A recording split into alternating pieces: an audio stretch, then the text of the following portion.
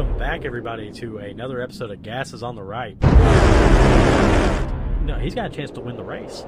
I think that might have been like one of the cleanest hits I've ever seen in a NASCAR fight. Side Rick. Yeah, the back. Oh! Into the wall hard goes Ryan Blaney. And he finally came to a stop. And it was just dead silent.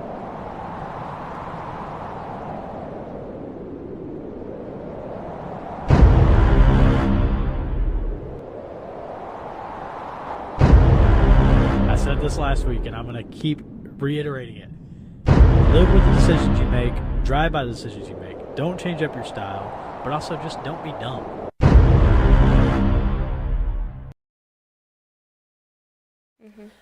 All right, everybody. Welcome back to Gas is on the Right podcast, Daytona 500 edition. President's Day 500 edition, if you actually want to look at it the right way.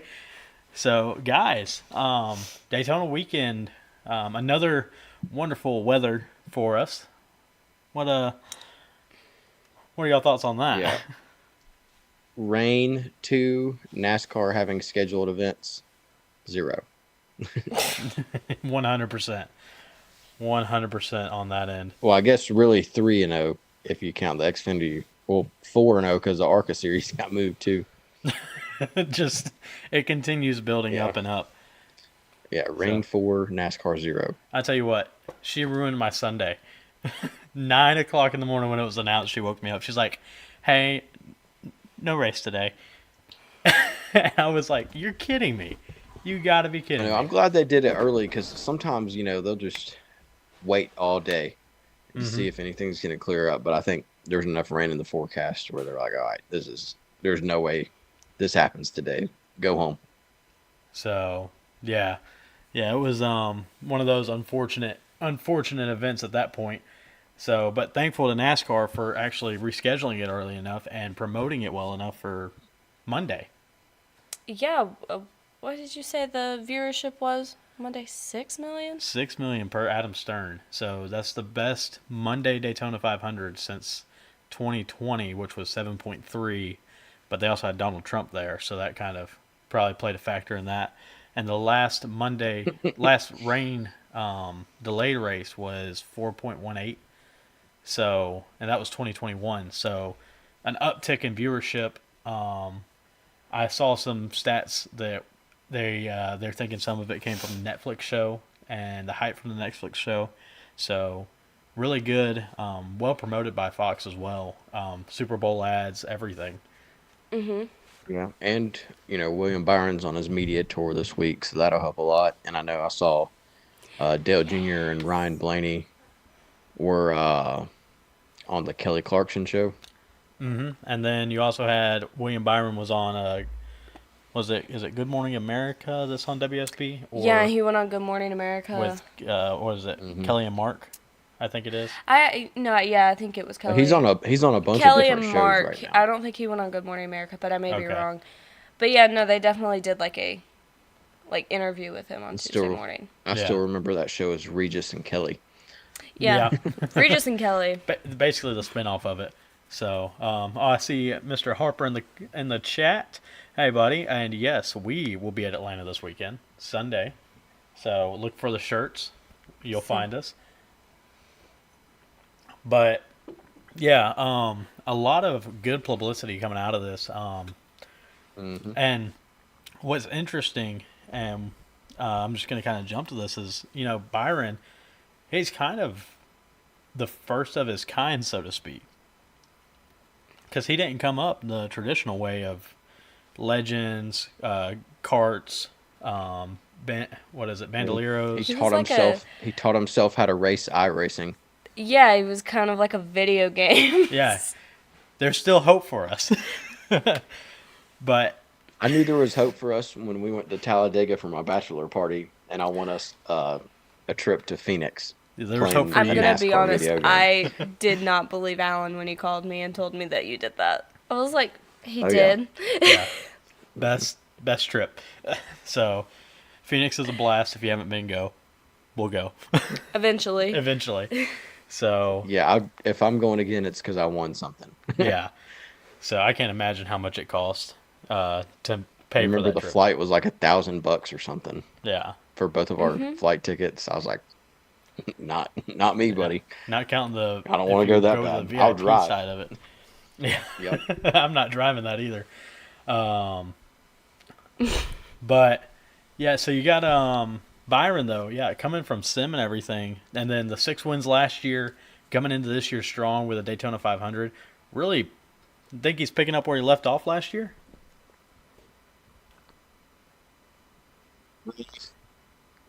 I think he's probably picking up a little bit better than he left off because in the round of 8 is where he kind of really fell off, you know? Right. Mhm. So, I mean, he's picking up if you don't include the round of 8 in the championship weekend. Yeah. So I mean, I think he's posed for a big year. I mean, a big year last year. Unfortunately, where they normally have the summer slump, they had a playoff slump. So that was not really beneficial to them. But otherwise, I guess let's dive into the 500. So what we got first on the to-do list? There's Emily? so much to dig into on the 500. Like, first, Daniel almost ruined it for us. Facts. I couldn't help it because I thought they'd already started, and because they were watching it late, and mine and Emily's picks both wrecked on lap 6, and I was like, you have got to be freaking kidding me. We just talked about how when Harrison Burton's at the front, something always out of his control happens and he gets wrecked, and it only took 6 freaking laps for him to get taken out. Yeah, it did not take long. Gosh, I wanted to Dude, punch a hole in my TV. I was like, you've got to be freaking kidding If me. I was Harrison, I would have been going after somebody after that. It'd be like, you wrecked me in the 6th lap. 6 laps. Leave it to Brad Keselowski to Right. wreck somebody on lap 6. Yeah, I mean, he's the one that sent Harrison Burton for the first blowover in the next gen. So Yeah. that was a push off of Keselowski's bumper as well. So, I mean, Poor Harrison. Poor kid Harrison, can't man. catch a break, dude. Like, he cannot catch a break to save his Speaking life. of that, we will be doing a splash and go later this week about Harrison Burton. Yes. So stay tuned for that Splash and Go with Harrison Burton called. It'll be coming out as Bad Luck Burton for Splash and Go. So stay tuned for Poor that. kid. Poor kid. I just... So Emily's been racking stats. So we will be talking about his just unfortunate series of events. I wonder how many DNFs he has. A lot. Yeah. A lot more than he probably should. And my whole thing is I want to know the difference between crashes that he's at fault versus what he's been sucked into. I was going to say, I've seen a lot that he's been sucked I'd say probably into. about 15% are his own doing. I would agree with that. So, Because you don't really see him spinning out on his own or hitting the wall or anything crazy or roughing anybody up. He minds his business and runs his own race, and it's always somebody else. Yeah, it's very, very common in that factor. So Mr. Harper said, come on, leave my boy Brad alone. I mean, we would Should leave we? Brad alone if he wasn't the cause of. Well, you can't give him the big one. The big one wasn't. He was a part of it, but it wasn't really his fault. The big But one. like, you gotta love Brad. But I tell you what, he's very aggressive when it comes to speedways. So Let's start with Carl Edwards, 2009, at Talladega. catch fence. There you So- go. Yep. And then Carl The list Edwards goes on. back to Brad, flipping him into a catch fence. Talking about like the perfect payback too. You put me in a catch fence, I put you in a catch fence. How many cautions did we end up having? Was there only 2? There's 5, There was including 5? stage That cautions. was including stages, so 2 for 2. calls. I guess I was thinking more, yeah. 3. 3, where was the third? Sorry, yeah, 3 for calls because there are only 2 The stages. one that ended the race. Yeah, And Harrison's. and What am I And then leaving the out? Big one with the big one. You got The Harrison's, big one. Mm-hmm. the The big one one, that ended the race. and the one, And the one on lap 6 with Harrison. You're right, you're right. Yeah. I tell you what, end of the race, NASCAR's caution timing. I didn't really specify the rule. Is it when they push the button or when the lights come on? Because that is the determining factor on Byron or Bowman. Ask Kyle Busch last year. And they haven't really specified. They just said it. I feel like Put a they picture go out with and said whatever this they is what. feel like. Yeah, they put a picture out and said this is what determined it. And I was like, okay, but what was the determining factor? Is that when the button was pushed, or is that when the lights were coming on? Yeah, well, the other thing is it the scoring loop? Because I'm pretty sure that's what decided the last year's 500, if I'm correct, right? It came back to the scoring loop at the time. That's I what feel I like think NASCAR Bubba said it just on kinda DBC. Whatever. They used to have, when the Stop. caution would come out on the last lap, they had like a segment line on the back straightaway that you'd race to. And I wonder, I don't know how to remedy that, because when people are wrecking and coming back up the track like that, you kind of want everybody to slow down, not keep racing. Yeah. But at the same time, how do you remedy that situation? Or is it just something that we get to complain about every time?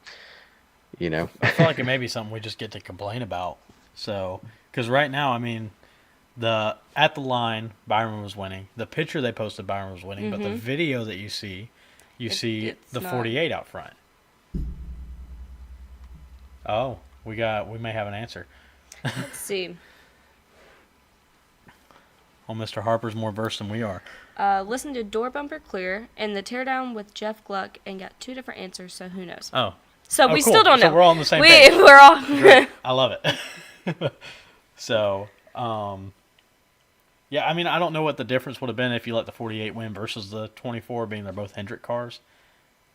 But I guess just. Well, it's scripted either way since a Hendrick car won. oh yeah, 100%. Not for the fact that basically every other car in the field wrecked out and you had Hendrick in the top 3. Dude, that big one was like. I was sitting there watching it. I was like, oh my gosh. Yeah, you put it at the front of the field. I mean, what are you gonna do? So, do we want to go ahead and break that down real quick? Yeah, it wasn't as bad as the truck race or the ARCA race, but Yeah.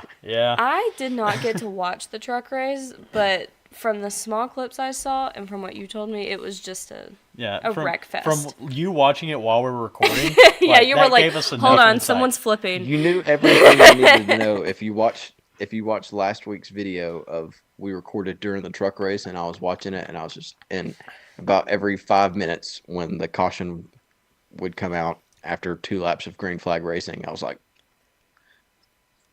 every 5 minutes. Yeah, he was They couldn't keep it together. over the camera, just looking over, look back, look over, look back. At one point, he was like, oh, I'm so sorry. Someone's flipping. Yeah, somebody's upside down. Someone's Just upside give me a down. second. And he's upside down. So, well, let's On fire. y'all want to jump into that the big one with 10 to go? We'll break down the video a little bit. All right. Ooh. So let's go ahead. I was supposed to say, that's a lot to. Let me get my mouse turned on. It'll be much easier to do with the mouse. Let's see here. So this will be the video. They can't get around. Oh! Keselowski gets turned by William Byron. Blaney gets caught up. Gilliland, Just Truex, everything Hamlin, getting torn and up more. there. Hey, there's All my pick. those Emerging. So they can't get around. So it looks like right here, Bowman, and I think in Bowman's interview he tried to blame, I think, Suarez for a push, but like nobody's Where touching is him. he? I was supposed to say, like, where is he? So you have that, and then he gets. The crazy thing is he gets the race winner Squirrely, who then just hooks Brad somehow by the grace of Busch Beer, does not take out Chastain. By the grace of Busch Beer. He was right there, it looks like.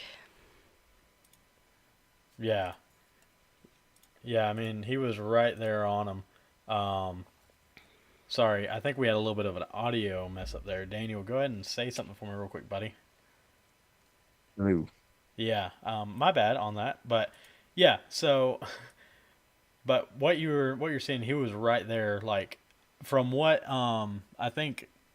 From what we heard in the broadcast is, it was Kevin Harvick said if there's not really any crown to that bumper, he'd have probably turned Chastain.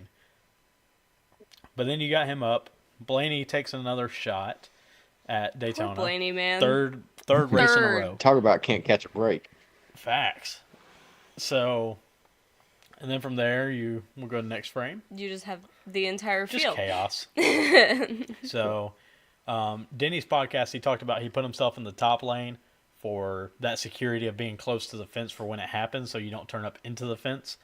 But unfortunately for him, it's really, he said, and I agree with this, probably about 60 to 70% of the bottom lane made it out, and the middle lane probably about 40 to 50%. But if you're in the top lane, you were basically done for.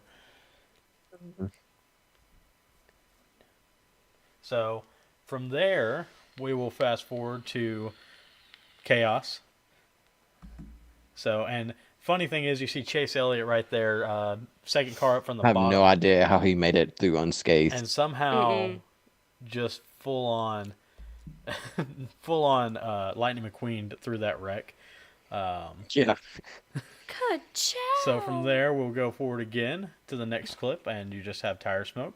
Again, you have a car on his inside right there, and it looks like Cindric on his inside. I'm pretty sure they rubbed doors, but that's probably about the only damage the two of them got from that. Yeah.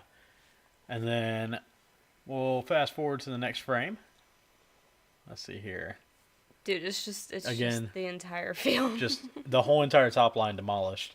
You see Cindric and Chaser through.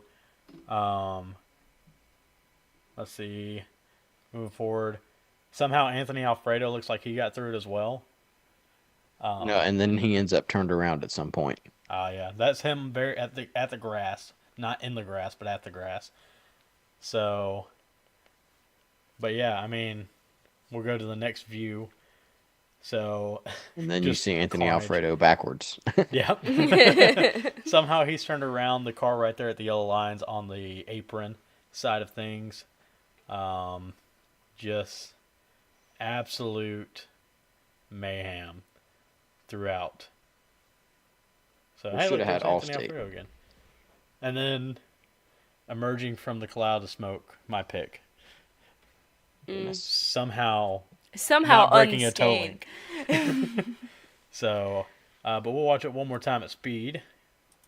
And just, yeah, guys. Keselowski gets turned by William Gotta Byron. love the big one with 10 to go. I mean, when Briscoe came up right there, I don't know how he didn't take Cindric and Elliott out with him. Dude, I don't either. So talk about checking up and listening to your spotters. So I mean, what a wreck. So fortunately, no. Well, I mean, with Cindric and Elliott right there, that was no spotter help. That was just instinct because that happened so fast. I heard on Chase Elliott's radio, he was like, "I don't know how you made it through that." And he said, "Yeah, me neither." Yeah, no, I heard that. Yeah. So, well, so that was a breakdown of the big one right there, and then you have your end of the race wreck. So with the.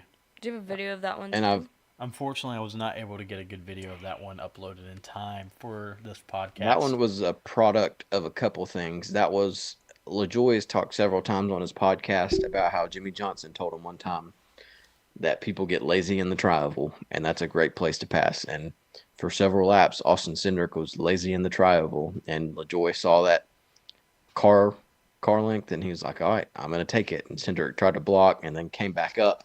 At the same time, Chastain was coming back down, and then boom, there they go. Yep. So, and that was basically the premise of that one. And then they came back up the track, and NASCAR was like, "Caution, caution, caution, caution." And then we don't know what determined the scoring loop, but that's when they called the caution. Button, light, scoring loop. Who knows? So, which only one NASCAR. are we paying attention to? We'll pick. Yeah. I did like Chastain. And then in the Xfinity race, the same thing happened at the end of the Xfinity race, and they kind of let it go for a second. And I was like, let it pan out. Didn't y'all just throw the caution immediately on the other one, and y'all just kind of let this play out a little bit? But it Twitter didn't matter. had attacked them for like 3 hours prior to that, so that's probably why that one. But it didn't matter because everybody knew Austin Hill was going to win again in the Xfinity race. He just whips their butt every time they go there. Yeah, unless somebody wrecks. Well, hell, he got wrecked in that one and still ended up winning with damage. Yeah. So if you're going to pick an Xfinity winner for Atlanta, Austin Hill. So I'd put my money on that. Tweet at him, make a deal. If you win Atlanta, will you come do a interview? So, One thing that I've heard a lot which no one really knows a solution is how they're saving fuel. Because I know at one point, Blaney, Bell, and Hemrick, they didn't pit after everybody else pitted on a caution. And they were in the front running like 40% throttle, just holding both lanes even with each other. And Cliff Daniels came on the radio and he's like, these guys are running half throttle. And he's like, we're just going to use it to our advantage because they're going to have to pit. And at this rate, we're not going to have to. And eventually Blaney's crew chief came on the radio and he said, what are we doing? Like, we got to go. And then they came back. And that, of course, that was during commercial. And then you come back from commercial and the field spread out because some people started going 100% and everybody's like, whoa, we got to go. Yeah, I think Emily actually has a quote from... I have a little snippet of an article. A snippet from SiriusXM this morning when it comes to the fuel saving. Yes. So this has Elton Sawyer in it. Said they're taking a much deeper dive into the fuel saving strategy of Cup teams employed during the Daytona 500.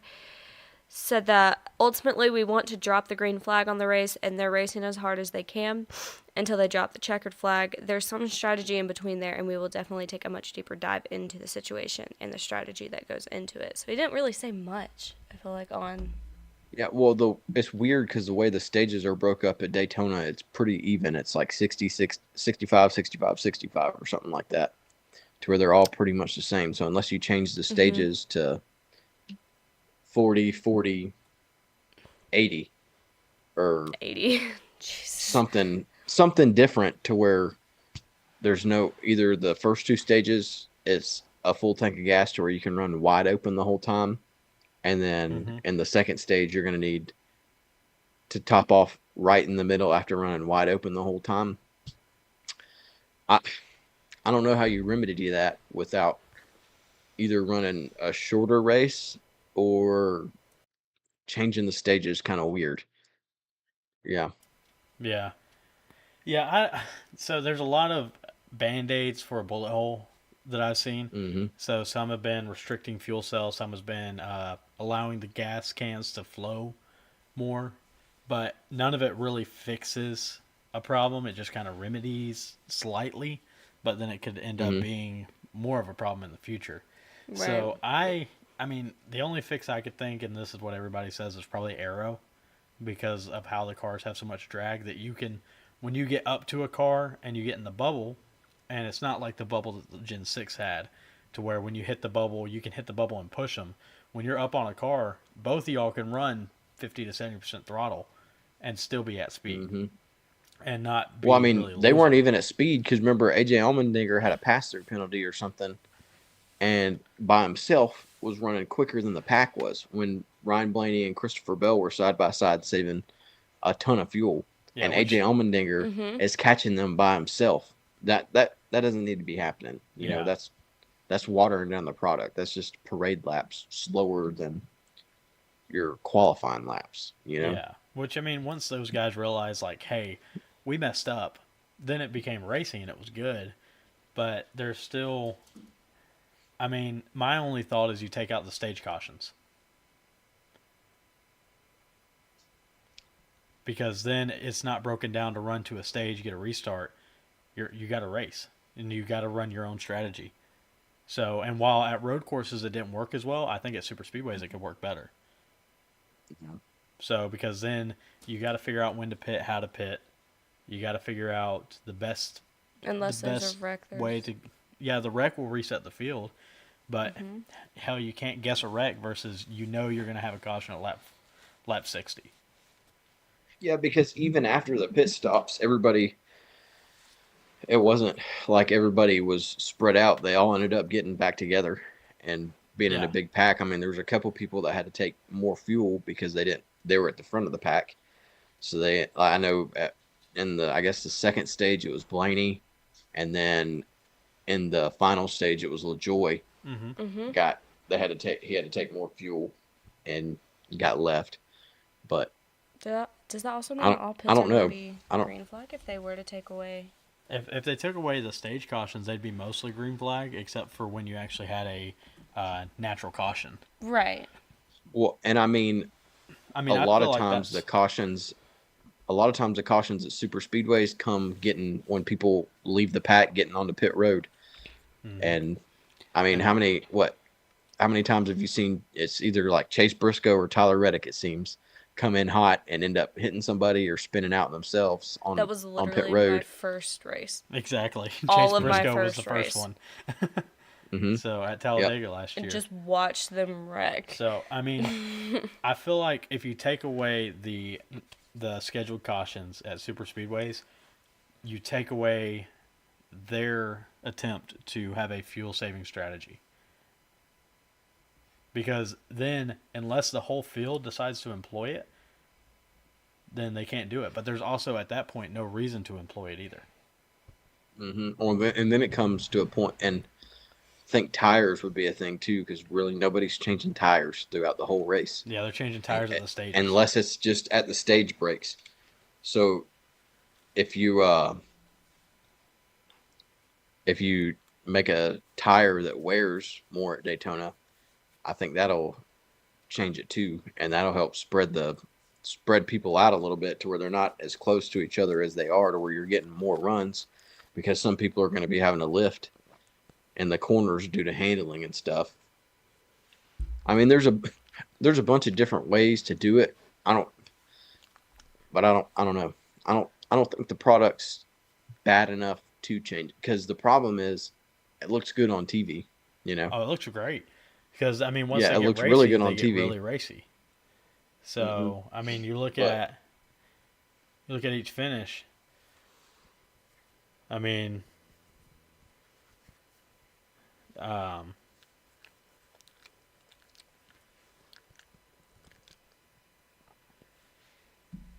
is a good question. That is a good question. Sorry, Go ahead. got sidetracked. No, go ahead. What's the question? Bubba Wallace chimed in on DBC and said that during that this year, wondered if that's why Toyotas were no shows during time trials. To not show their hand. It's a possibility, because Toyotas were fast, by the way. Toyotas were. I don't know, because they showed their tachometer and they were throttled down the whole time. I don't know if they were not showing their hand or something. But I mean, because to me it just looked like they were throttled down the whole time. At least that's what when they were showing the throttle percentage, no one was not 100% the whole time. It was Right. just really dependent on the launch that you got off pit road and how much speed you're able to build up the first lap into the second lap. So I don't know. I don't think anybody was hiding anything, because in the 2 years prior, track position's been so important that you don't really want to start in the back. You want to start as close to the front as you can and try and hold that track position, because they do end up just parade lapping around saving fuel, you know?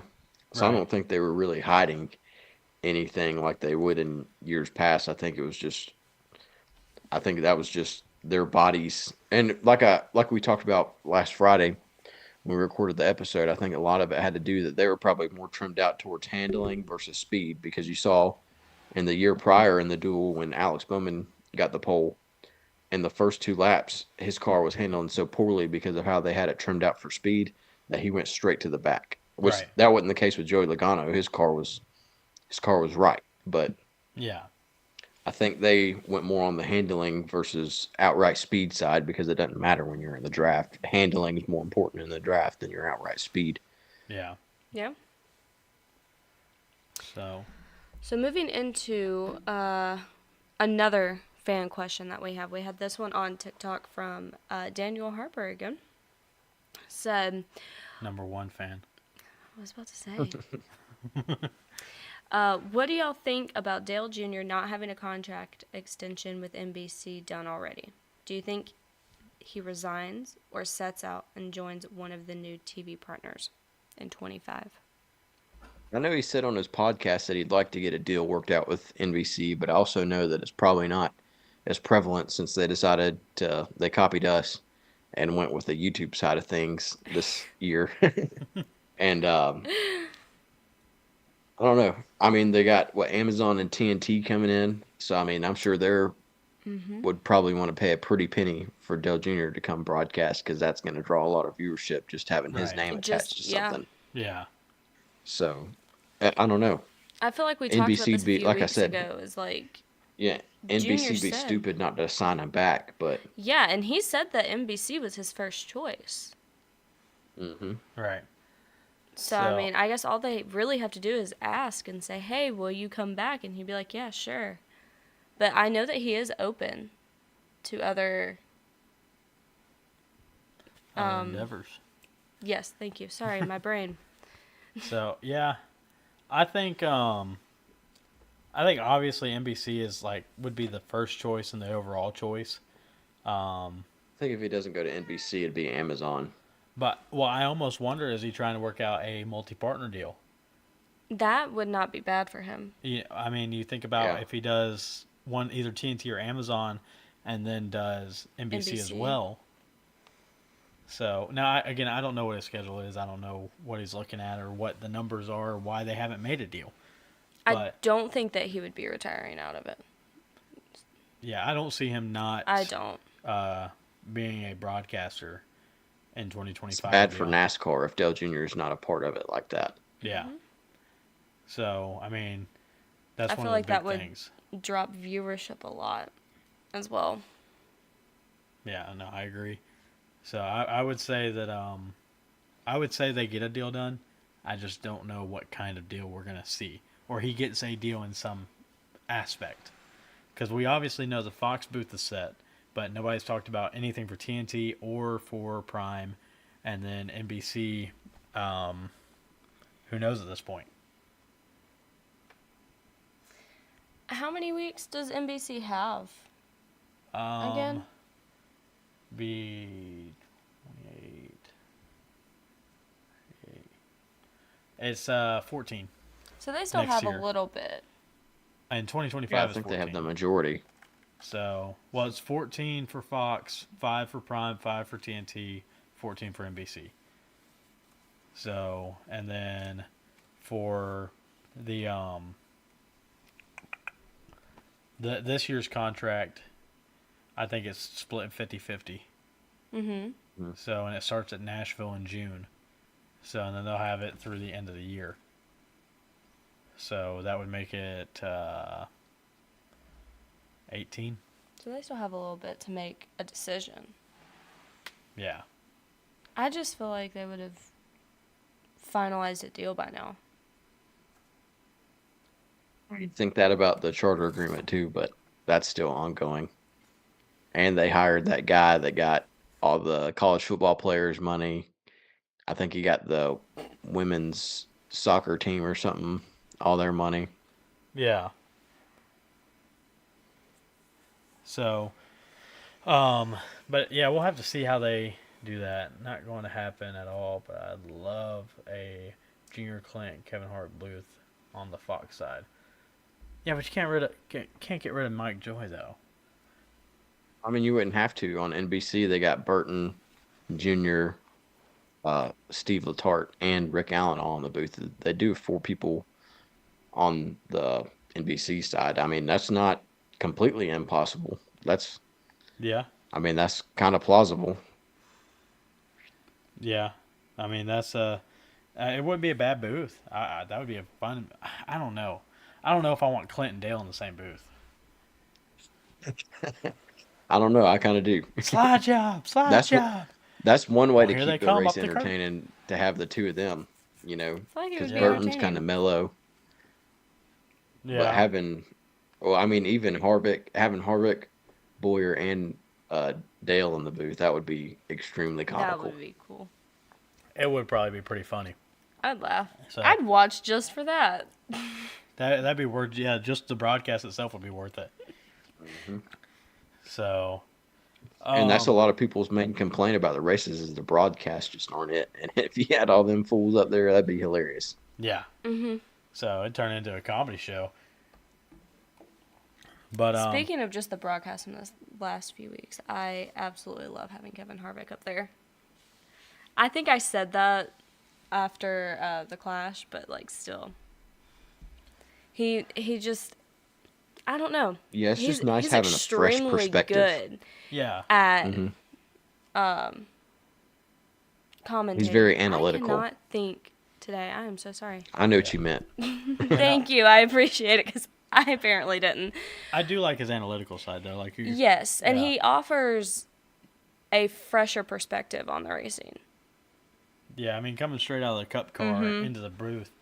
And just being definitely like, helps this with that, is too. what happened, and this is what happens in those cars, Because, I mean, and XYZ. We've had Tony, we've had Jeff. Obviously, Boyer's been in there for a minute. But Right, but none he's of been in them there for a minute. none of them has raced the next gen car, the Gen 7 car. Only Harvick has. Well, Harvick did. So, Oh my gosh. New thing that we're introducing this season is we have our own NASCAR Fantasy League on the Oh, NASCAR yes. app. yes. Yes, we do have a NASCAR Fantasy League. Guys, We're not going to talk about who hasn't joined yet. yeah, we won't talk about that. I'll just push her out of the frame. But, yeah, go ahead and join. It is Gas on the Right podcast on the NASCAR app. If you download the NASCAR app from Google Play or the App Store, you just go to Fantasy once you create your account, and then you can search us at Gas is on the Right podcast. Join our Fantasy League. We are going to have prizes for the Fantasy League winner. And one thing that's going to be with those prizes is we're going to let you guys pick what the prize may be. But we will also include some merch. So that would be like a Gas is on the Right podcast t-shirt or a Gas is on the Right podcast hat. Or as sticker? well. Or stickers as well. And or stickers. We'll put an And in or there. stickers. We There you mentioned go. all three, plus whatever the grand prize ends up being that we pick. So make sure that you share that and spread that so that we can get a good fantasy league going. We already got 5 guys in there, so let's keep joining. She'll be 6 whenever she decides to download the app. Alan So- told me that I could pick Kyle Busch every week. Yep. Only 10 times. It's only It 10. has a Oh, limit what? on there. Oh, Yeah. my bad. You can only use people 10 times. He read the rules, I didn't. So, but That's it. I'm not joining. yeah, now's the time. So we'll be promoting it throughout this week and try to get that those people joined in.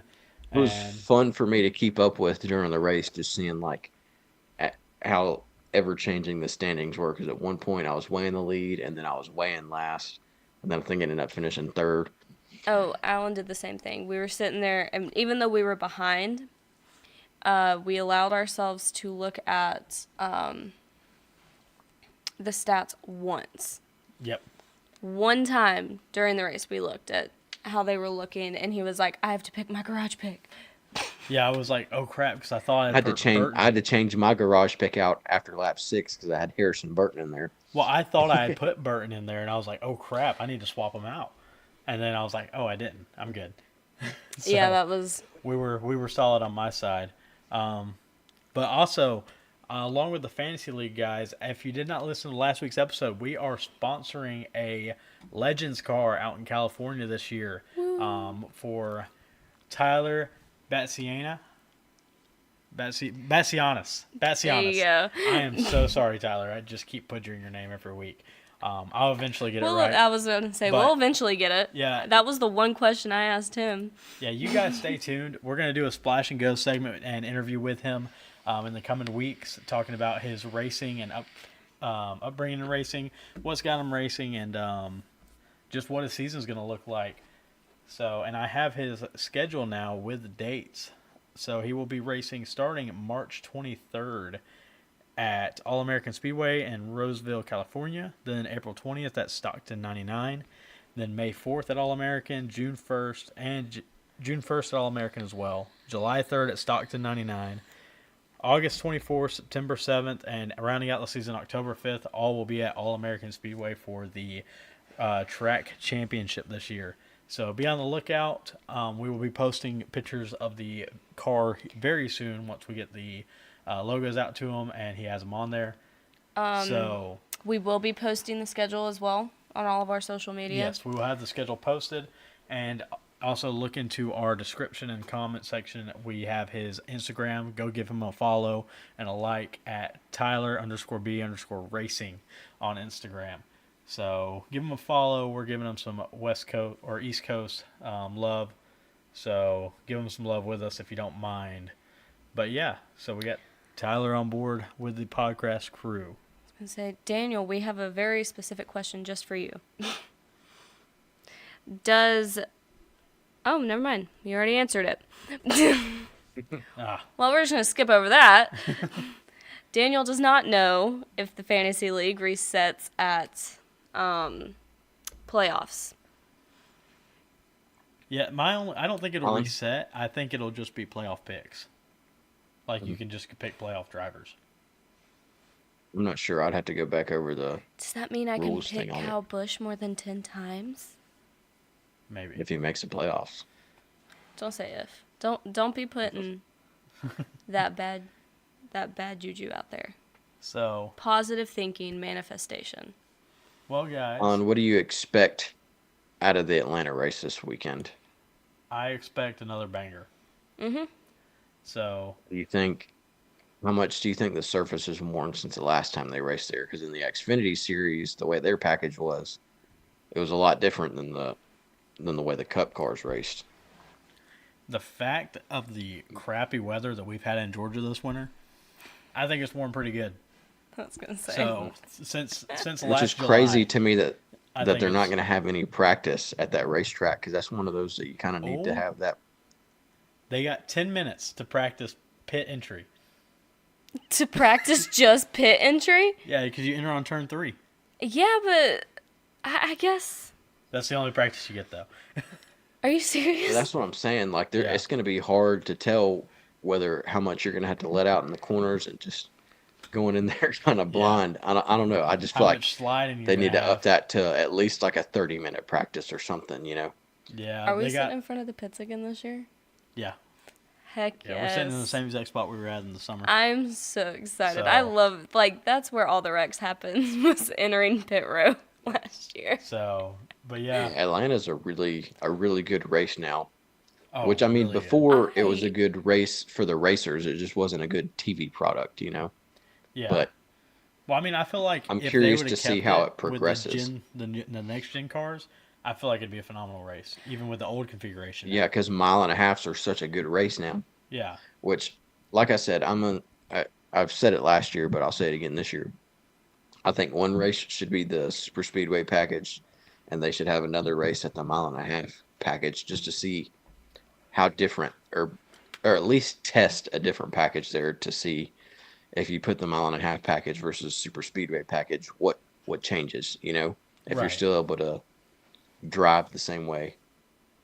But Yeah, I don't know. I wonder probably if the won't ever banking is happen. just too much. So, but we'll have to see. I mean, if they turn it into fuel mileage races, they may do it. They may. Something to fix a fuel mileage race.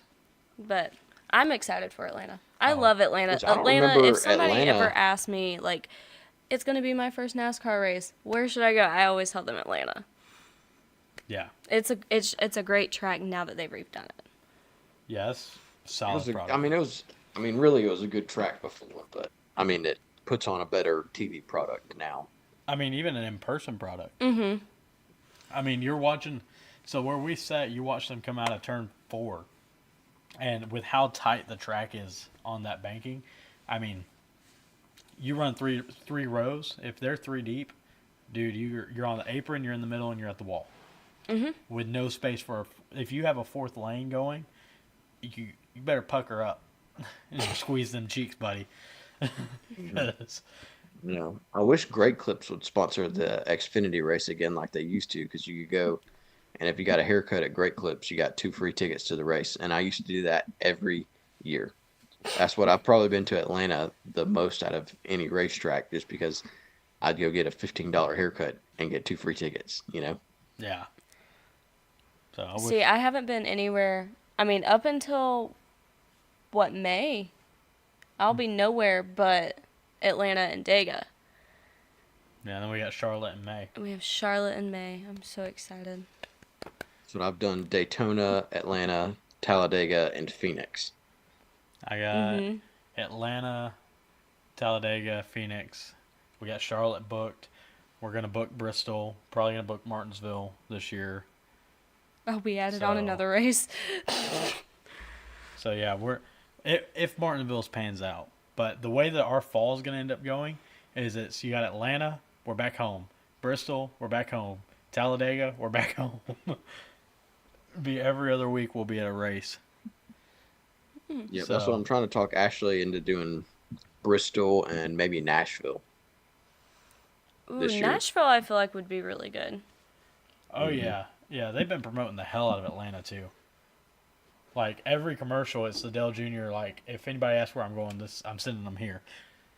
So, but he also they'll like put his Twitter tag up as like hottest NASCAR ticket on the schedule or something like that. They'll put his tweet up that His tweet after the summer. Dude, the summer race though.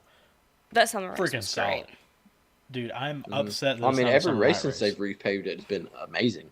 Yeah, I think other than last year's spring race, which was still really good.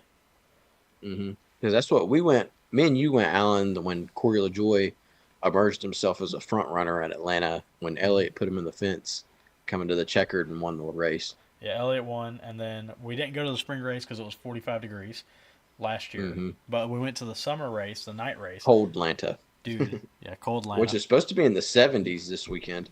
So it should be pretty good weather down there. I was amazing. looking. I was so when I got worried. home from work, I caught the end of the news, and they said it was supposed to be sunny, 65, and 0% chance of rain. So we may actually get a scheduled NASCAR race. Sun's out, BB guns out. Yeah. NASCAR 1, rained 4. Yep. So, but yeah, we will be there at Atlanta this weekend with some good weather. Finally, a race that should happen on time. Don't yeah, jinx it now. looking forward to Atlanta. So from there, We want to talk about how our picks panned out this week. Oh, they panned out so bad. Daniel, we'll start with the bottom and go up. That bus is just rolling. This is the reverse of last year. Last year, I started off whipping your tail. Yeah, you I went- almost you went started up this 10-0. year whipping y'all's tail. I just want that I known. mean, you almost still did after Denny Hamlin got wrecked. Dude, you almost took it away. Dude, the So- race ended and Ellen goes, I don't know if you beat me. Yeah, because I never saw where Hamlin ended up because I knew that he was on the DVP. We had to look it up after I to was see like- who won between me and him. Because the way he slapped the fence, I was like, there's no way he didn't just break a toe link. And there's no way that he didn't just have a toe link broke with how he got hit. That's what, as soon as he wrecked, I was like, I wonder how many laps Jimmy Johnson is down to where does Allen even have a chance if Denny Hamlin doesn't make it? And I saw he was only like 4 laps down, and I was like, you have got to be kidding me. I was like, is she really about to go 2-0 up on us? Dude, I was like sitting there and I was like, come on. Yeah, I Be mean, broken, it was, be broken. please. Let's see here. I just want to see how many laps down he was, if it'll show. I think Hamlin finished on the lead lap. Yeah, I mean he finished 19th, so 9 better than Jimmy. Jimmy finished 28th, but I don't know how many laps down he My was. boy Jimmy. And Harrison much finished problem. 39th. I know. Yeah. Dude, Hey, at least it wasn't last. there you go. Yeah. So, but yeah, a solid 19th place finish locked me in first win of the season for me. Woo woo. So we'll drive into. You guys want to drive into Atlanta picks? Yeah, go ahead. Go ahead, Alan. All right. So, taking a note out of Daniel's book because this is a part of his amazing 10-win run. I'm going to put Corey LaJoy as my pick for Atlanta. And just to back that up is just his Atlanta stats the past 2 years since the next gen era. And looking at how he performed at Talladega this weekend with a 4th place finish and a possible winning car, I feel very confident in that lock. So I feel like you should lose a point because you confused Daytona and Talladega. I didn't even notice you did that. I didn't Yep. notice I did that. Your pick last week It's- doesn't count. It's towards the end of the episode and the glass is empty. I'm sorry. So what? Pick last week doesn't count. Oh, I won. well, Emily, you are up on picks. I am gonna bet on a rookie this week. I'm gonna go Zane Smith. I can get down with that. I was about to say. Elaborate. Elaborate. Yeah, why? I thought I actually said this a lot to Alan during the duels. He was doing a lot better than I expected him to. I was very impressed Sorry. Very impressed at where he was as a rookie. Let's see, what did he finish last week? I think it was 13th. Yeah, I was right. So he finished 13th, but he was up there running. Those Spire cars are fast. He was running with the pack. Yeah, I mean he was. For a rookie, he was doing really good. So I mean, putting my faith in Yeah. him. I feel like he's a better pick than Harrison Burton as a rookie, because someone always crashes Harrison. so, well, Mr. Daniel. Who are you picking? Save the best for last again. I'm going with Harrison Burton. I'm just kidding. This week, I'm going to pick Chase Briscoe. Solid. Chase Briscoe. Because, yeah, Please because elaborate. he's the veteran driver at Stewart Haas, and I feel like this is a good chance for him to break out and prove why he should be the leader of the Stewart Haas camp. Okay. I could see that. So, I'll give you that, and I'll give you that leader of the Stewart Haas camp as well, for sure. Top 10 finish at Daytona as well. Yeah, he So- did have a top 10 finish. Now, I will say Zane Smith did finish right alongside Briscoe, Larson, Busch, and Elliott, and Truex. I think he got some stage points too. So he was right in there. Was he? Hold on. Let's see. Did he get some stage points? He led a lap. Mm-hmm. Here, let's check it right here. No stage points in stage 2. No stage points. He didn't get any stage points. So, But, I mean, he was right. He was in the front of the pack hey, most of the I mean, race. if you want to look at it this way, he's 14th in the playoff standings right now. Does not matter because we've only had 1 week of racing. One weekend, but But yeah, so definitely we're gonna have some fun racing this weekend in Atlanta. Anybody got any closing thoughts or anything? I feel like we have solid picks. We're about to get real competitive I this feel week. like this is gonna be an interesting week. So, you got anything else, Daniel, you want to add? no. All right. Well, I reckon we'll call it a night, guys, and we will see you guys next week.